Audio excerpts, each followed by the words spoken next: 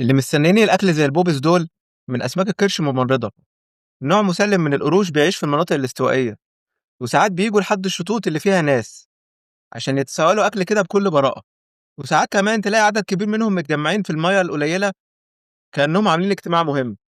الغريب بقى إنهم بالنهار بيحبوا يستخبوا جوه الكهوف. القرش ده عنده عضلات في خياشيمه فمش محتاج يفضل يعوم عشان يتنفس، مرتاح كده وقاعد في القاع بمنتهى الكسل.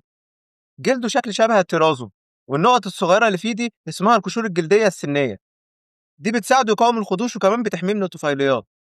الظريف بقى انك لو لمست جلده في اتجاه القشور تحسه ناعم، ولو عكست الاتجاه تلاقيه خشن.